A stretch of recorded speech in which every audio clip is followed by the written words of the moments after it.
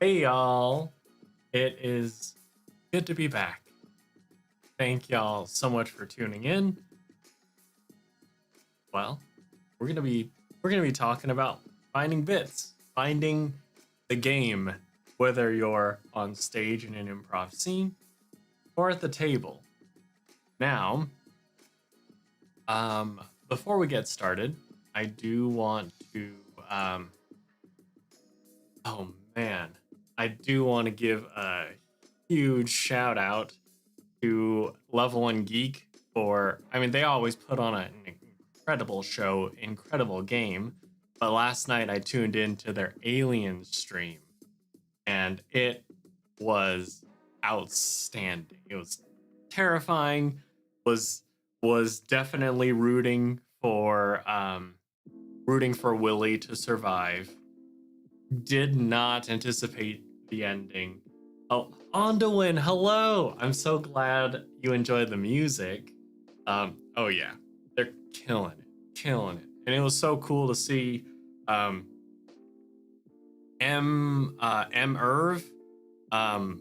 Andrew, Johnny, the NFL player, rocking it. Absolute insanity. So it was really fun to watch. If you missed it, then make sure to check out the VOD because it was a blast to watch.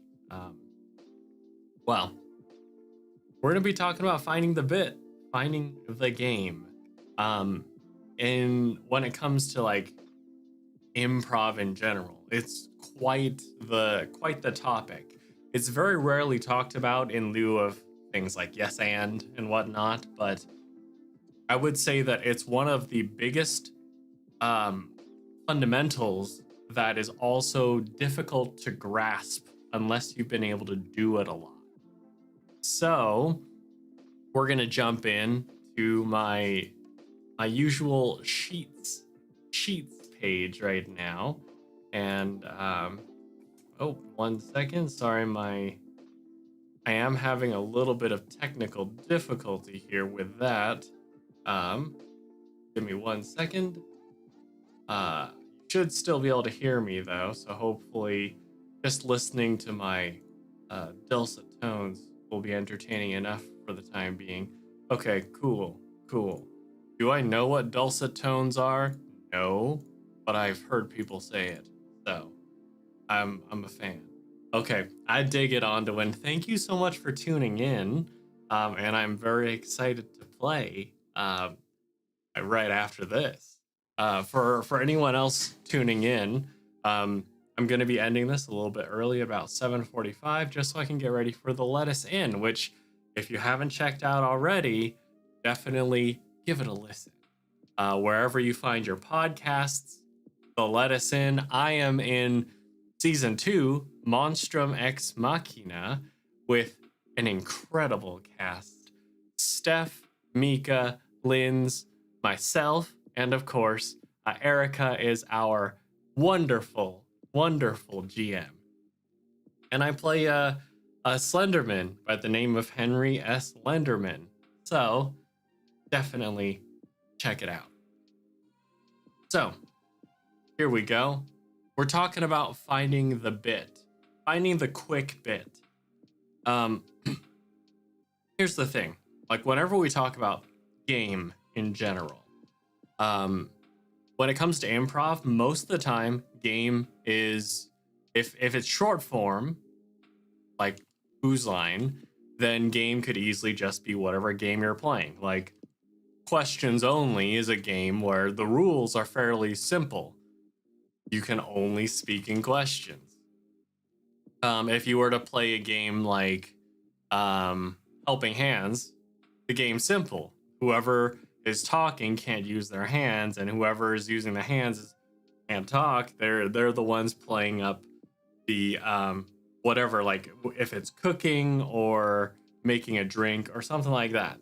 Those games are explicit games.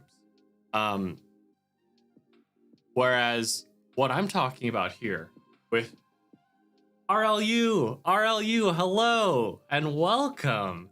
Thank you so much for tuning in. I really appreciate it. Okay, So yeah, those are those are the games that are more explicit. They're already spelled out. Now, I'm differentiating in that when I talk about game here, essentially, you can think of it in boiled down to two elements. There is a pattern, and you're actively building that pattern. Just having and seeing a pattern isn't enough to play a game in the context of improv. What you need, like let's say you're in a scene in D&D, a role play moment. If you want to find the bit, oh yeah, it's gonna be so good, RLU. Oh my gosh, I'm so jazzed. There's so much cool stuff lined up. Man, no spoilers, no spoilers. But you find a pattern and you build it. And because of the context of it, you're not like doing stand up, for instance. If you're doing stand up, you can easily build that bit yourself. As long as your audience is buying into it, then you're good to go. You're solid. But when it comes to an improv scene or at the table, then whoever's involved needs to work together to build it. And that's how you get it, like a bit of a rapport sort of bit between two people. Last week's episode made me laugh till I cried and frown till I almost cried sometimes. Such a heartfelt episode. Aww, that warms my heart, RLU. I will. Oh my gosh. If Onduin isn't still here, I'm gonna copy paste that so I can make sure that she and everyone else know this evening. When we get to recording. That's so kind of you. Thank you. Okay. So you need to work together to build it. And that's, I mean, in any of those, gotta have that to and fro with improv, take an opportunity and give another. Absolutely. Absolutely. Now, the idea here is that we want to make sure that whatever we're doing, and these are the fundamentals that you need to find the bit, is that we're always listening, paying close attention to everything that's happening. Because if we want to find a bit, there are bits everywhere. There are potential patterns everywhere. And it's a matter of hearing it, receiving it, and then choosing to build upon it. Now, I will say this. If you have an idea,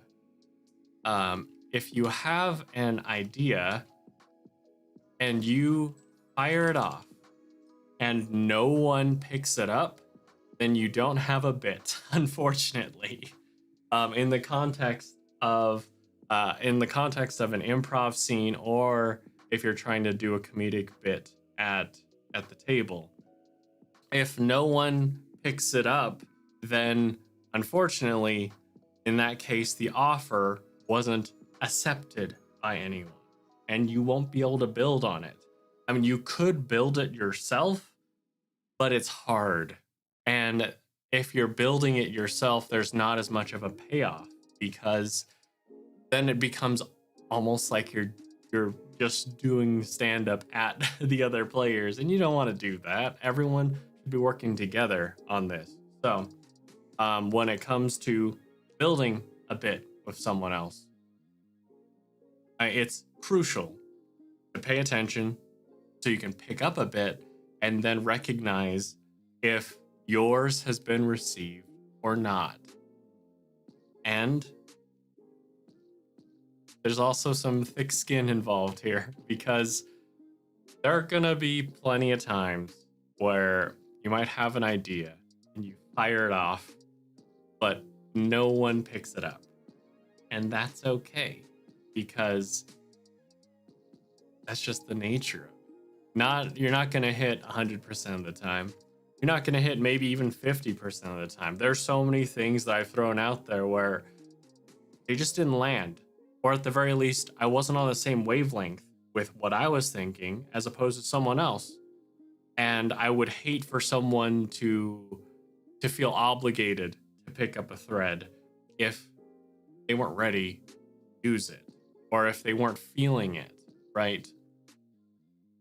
So, paying close attention and then firing it off and recognize when it's received. If, let's say, someone does receive it, then it's the matter of building, aka heightening. So, depending on how long our scene how long we want our scene to be, this heightening can happen very quickly, or it can be a very gradual process. It really just depends on the nature of what you're doing. If it's a D&D roleplay scene, and if it's gonna be a comedic build, then it can be just as short as an improv short form like game can be, which could be anywhere between like 10 seconds and like 2 minutes. 2 minutes doesn't sound like a long time, but when you're in it, it can feel like a long time. Just depends on the energy, right? The way I tend to equate it is like, if you have to come up with material to present, then it feels like a long time to fill. In the moment, it goes by like that. So, how do you heighten? How do you continue a pattern? First, you recognize it, and then you essentially, through your responses, you agree upon what the pattern is. So, for example, I'm going to use one of the classic and fairly easy to grasp games that you can find in a scene. Anything you can do, I can do better. So this is the game of one-upsmanship, in which someone brings something to the table, and then you bring something a little bit better. You're not trying to completely obliterate it, right? You're just trying to go a little bit bigger. So, for example, with this game, I'm gonna put this here: one-upsmanship. We could do it in the format of gift giving. Let's say that we've got two characters in a moment where it's some sort of celebration. Not like a birthday, but something where both characters have to give each other something that means a lot. So, let's say one person decides to give a gift of a special dagger. So in this case, dagger, pretty cool. Let's say this specialness is just like, I think it's called masterwork. So it's not just a run-of-the-mill dagger. It's pretty good. Now,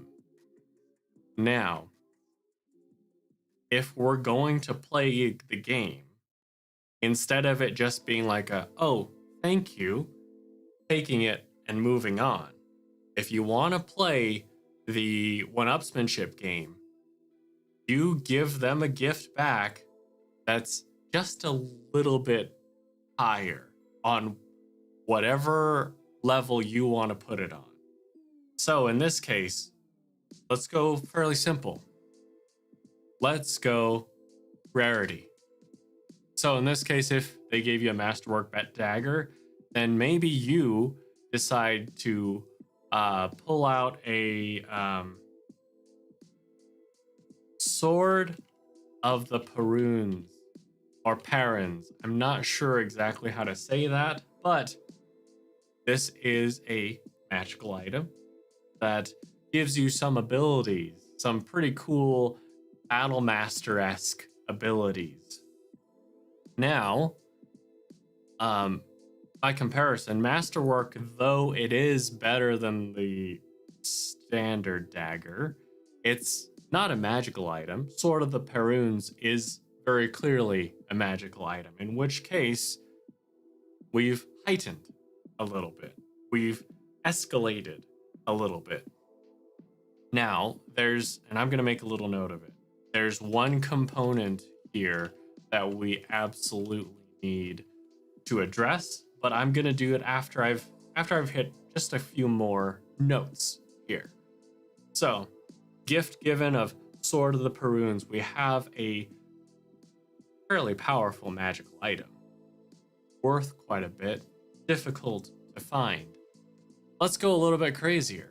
If we are playing this game of one-upsmanship, then in return, and let's say this was player A gave the dagger, player B gave the Sword of the Peruns, and then player A will come back, since we're playing the game, and say, well, great, the dagger was just an appetizer in this full course meal of gifts.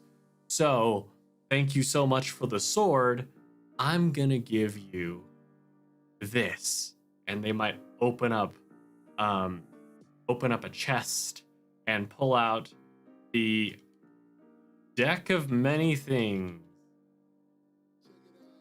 I totally forgot how to type or do anything for a moment there. Just had a mild brain fart, but and I guess I should double check on this because I don't want to tell you how to play game and then be like, oh, this is not exactly this doesn't fit with what I said with the rarity. Okay, Sword of the Peruns is very rare, and then deck of many things, legendary, great. I just had to make sure. I'm neurotic like that. But it's like you keep going back and forth until you can't one up anymore. Deck of many things being a legendary item, that's pretty good. How do you one up that? And in this case, with these games, eventually there's gonna be an ending. Eventually there's gonna be a high point where it's hard to go anywhere from that. And typically, in the course of, say, an improv show, the MC will end it when we've reached what we think is the high point. Though we can't necessarily rely on that, but it is something to keep in mind. But in a D&D scene, I mean, at some point, someone is going to have to give it. Someone is going to have to say, all right, you win, I guess. And I'd say with a legendary magical item, that's a great way to concede. That's a great point at which to concede. If you really want to win, though, find a different angle. Because in spite of how rare a deck of many things is, being a legendary item, you could one-up it with emotion, with sentiment. Because someone giving me a deck of many things, that's incredible. But if, let's say, I were a character who happened to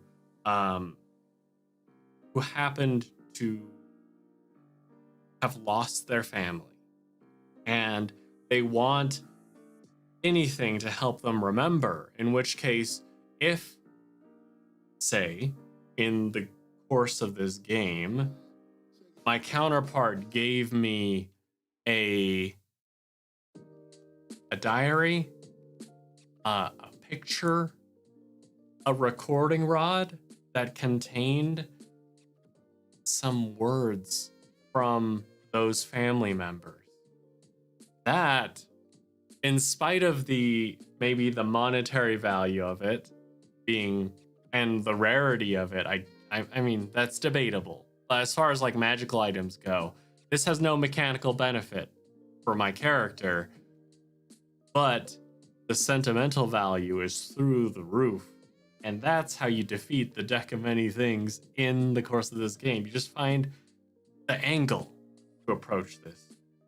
And then that'll seal the deal. Now, that connects us to the idea of reaction. That's the component that we need when we're heightening, when we're building a pattern. Because if it becomes just, if it's just mundane, just giving, just one-upsmanship without the reaction, then the pattern isn't quite as powerful as it can be. Those emotional reactions allow us as an audience watching or as players to realize that we are building together. So that when the Masterwork Dagger is given, we're grateful. The reaction is gratitude, but then also some smug satisfaction of, oh, I've got a gift for you too. Here you go. And then the person who gave the dagger gets to feel and react and say, internally, it'd be like how dare you? How dare you one-up my gift? At least as far as this character's mindset is concerned. But they do recognize and essentially show that, hey, yours is better than the one I just gave you. And that burns me inside, and now I'm going to give you something even better. And it's that playfulness, that back and forth with the proper reactions that allow us to play this game. Reaction. Okay. Now, the next game I would like to reference is frustration game. This one is difficult. This one you have to know who you're playing with to be able to do this properly. Because frustration game is as it sounds. One person is frustrated and the people around them keep doing the things that make them more and more frustrated. For example, let's say that we've got a character who wants a ticket. A ticket to, we're gonna go specific here. Let's say we have a wealthy character who needs to get to the island. So, at this point, we have an objective. Now, this could easily just become a thing of one character talking with another and it being a situation of, oh, how much are you willing to pay me? And eventually a number is reached and we're good, we're golden. But if we really want to heighten the frustration here, then we need to find something more compelling beyond money that will keep this going. So it's not just 1 gold won't work, 50 gold, 500 gold, 1,000 gold. Oh, 1,000 gold, great, I'm done. It's not just a negotiation based on value, but we want to tie in more elements that will make the frustration more interesting. So let's say wealthy character needs to go to the island. Wealthy character, I mean, we start with the build. They have a ticket, has a ticket, first class.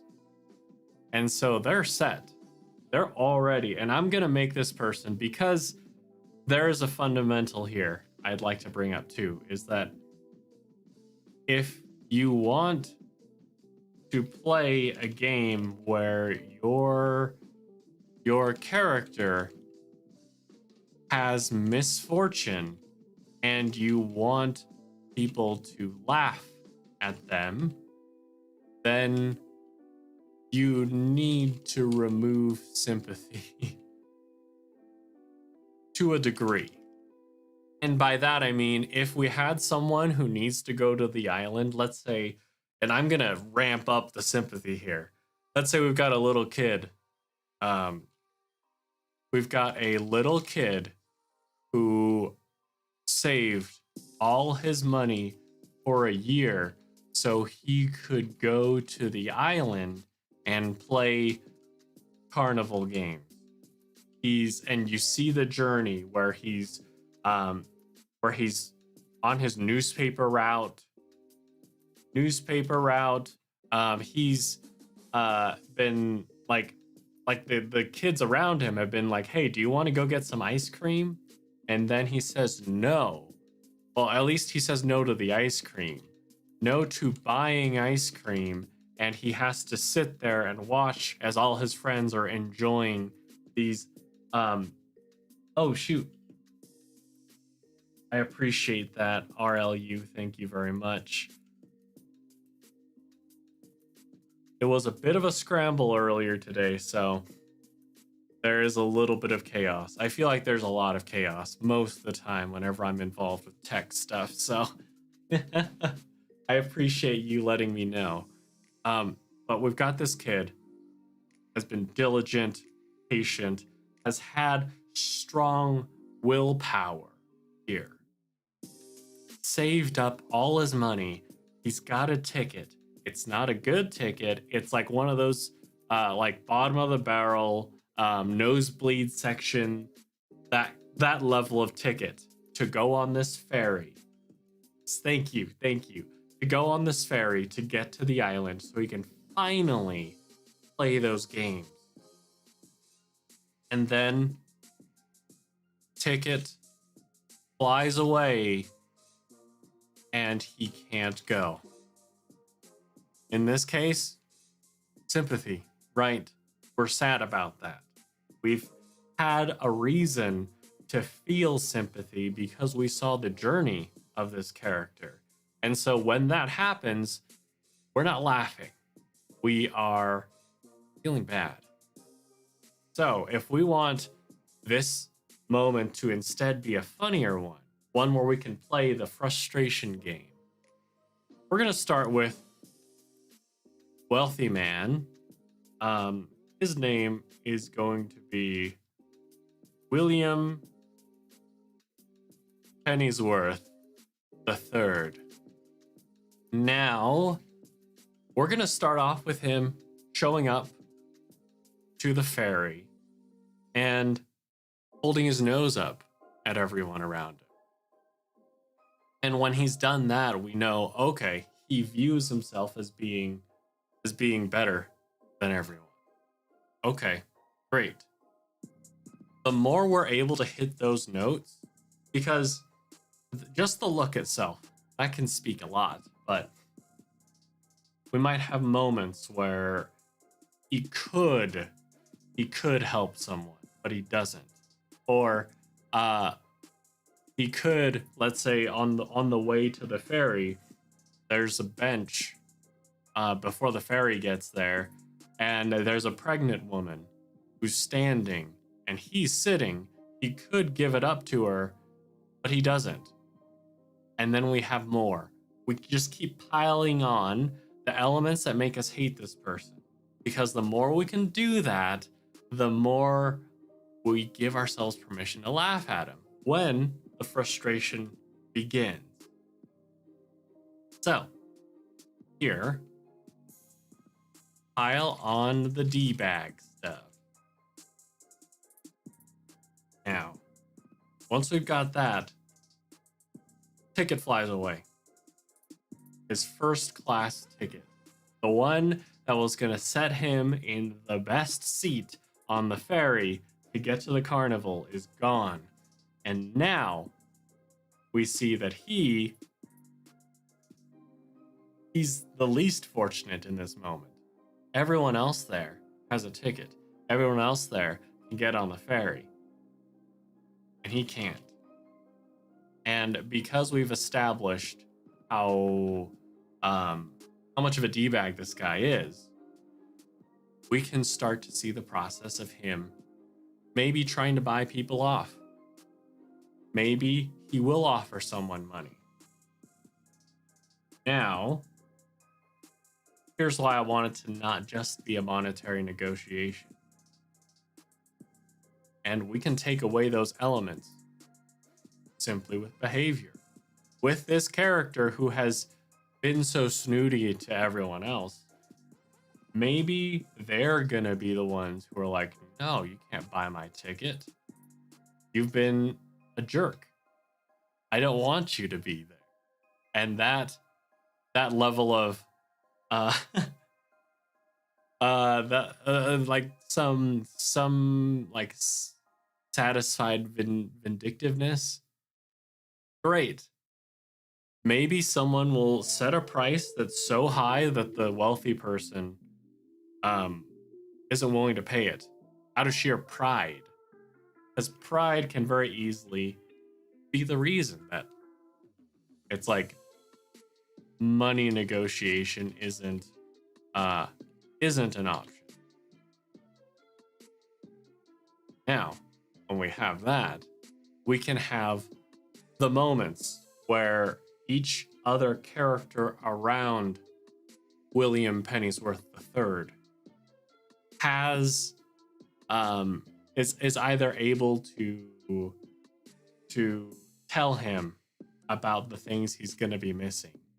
Like maybe at the carnival there is a food vendor who's going to be there who hasn't ever made it over to the States. And this is maybe the only chance you'll get to try his specialty, the flan of destiny. And that will make it more frustrating for William. And we get to see him react to that. We have to see him react to that. All of that allows us to build. Once we have that, someone else can come in and bring up something else he's gonna miss. Maybe it'll be one of the games that he could be playing. All of these continue to pile on, and you get to continue to see William Pennyworth get more and more frustrated. Which, I'm sorry, RLU. But it's like, this is the game for these characters, and that can be powerful. Now, RLU, you just gave me a great idea. You said, you're going to give me the munchies here. Well, that can be a game here too, where we find a pattern. Let's say we're in a scene. We're in a D&D scene. We have a character who is really, really fixated on trying new things. And in that moment, maybe they just spent all their money. Maybe they splurged instead of rationing. And so now we have the character who shows up to the carnival and they don't have Alan, hello. No problem whatsoever. Just a heads up, I've only got about 8 minutes left because I'll be jumping into Let Us In pretty soon. Recording. And I'm so excited for y'all to hear what's coming up.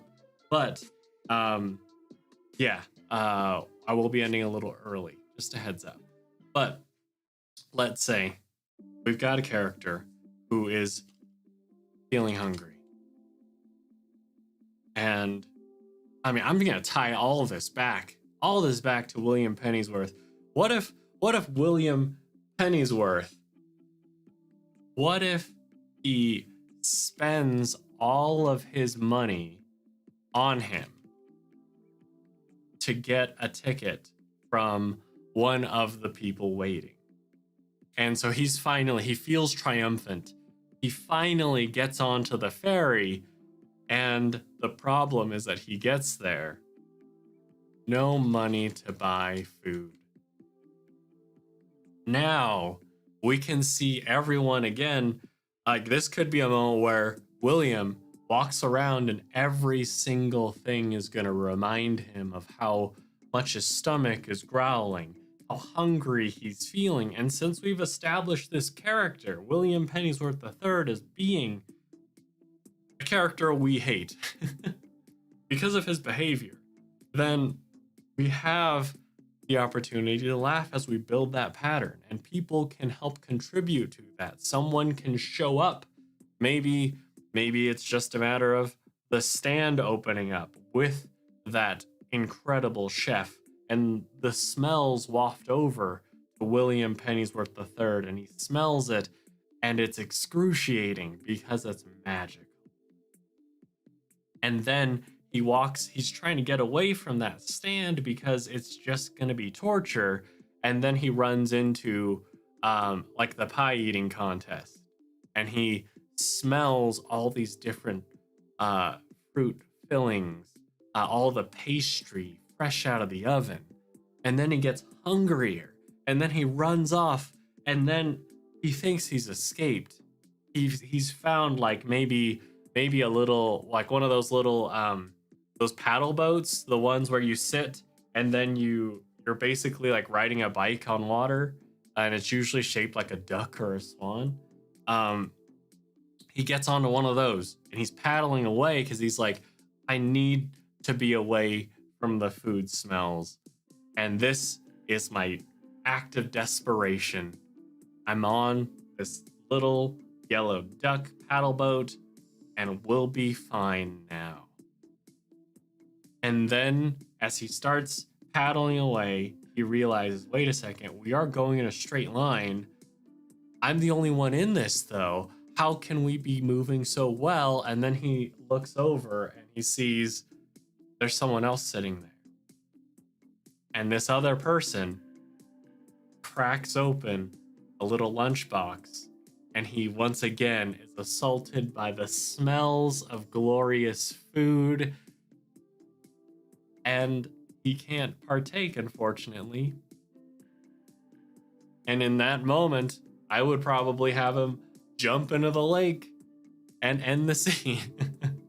But I appreciate you giving me the food inspiration, RLU, because that's another type of frustration game that we can play. And I guess the last one that I will talk about, we've already talked about one-upsmanship. We've talked about like a frustration sort of thing. Misinterpretation is one of my favorite games of all time. I think of it as being one of the most powerful ways that you can play a character who is not as wise or not as intelligent or not as experienced in general. Case in point, let's say that you're playing a character that's sheltered, fairly sheltered, not wise to the ways of the world, more book smart as opposed to street smart. Now, if you're playing a character like this, you have the best opportunity to play misinterpretation, because you have all the literal knowledge. But if someone comes up to you and begins talking with slang, talking with, I would say maybe elements of metaphor, specifically the kinds that you would find in regular public day-to-day interactions. My favorite example of this would be, let's say, this book smart character shows up to a bar and they're there maybe to try to find love. Find love. Now, not being as experienced, there is a huge hurdle that they'll have to deal with, which is flirting. Because this is very much the sort of thing that books aren't the best at teaching this kind of thing. So then, as far as the misinterpretations go, there are two paths. Simply put, I'm going to call this book smart character BS character. And I'm going to say we have a potential mate. Now,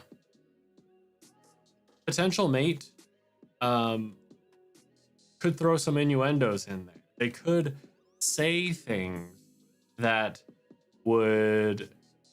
our book smart character, our BS character, won't recognize because all they have is that level of book smarts that they wouldn't know, right? So I'm not going to go too crazy here, because sometimes I've got my kid players who tune in. But there are certain things that you might say, like I'd say even this is a simple one, but if someone has been so sheltered, maybe they wouldn't know. What do you do? If someone asks you, what do you do in the context of this world? We know what that means. That's work. What do you do for a career, right? But if we have our book smart character, what we can play here is that question doesn't make sense. I do a lot of things. I eat, I breathe, I sleep, I study, I enjoy penning a poem every now and then. Stuff like that. We have a lot of room to play with here. And it all started with simply a character that we decided was going to misinterpret things in this moment because of that low experience when it comes to these sorts of interactions. Now, I'm sorry to leave this halfway because it is 7:45. I appreciate y'all so much for tuning in. You're incredible. Thank you, Onduin. Thank you, RLU. Thank you, Alan. And for anyone else who's chilling, thank you so much. I appreciate y'all. And I'll continue this next time, talking more about finding the bit, finding the game, providing some examples. So, yeah. As always, take care, stay safe, and peace out, everybody.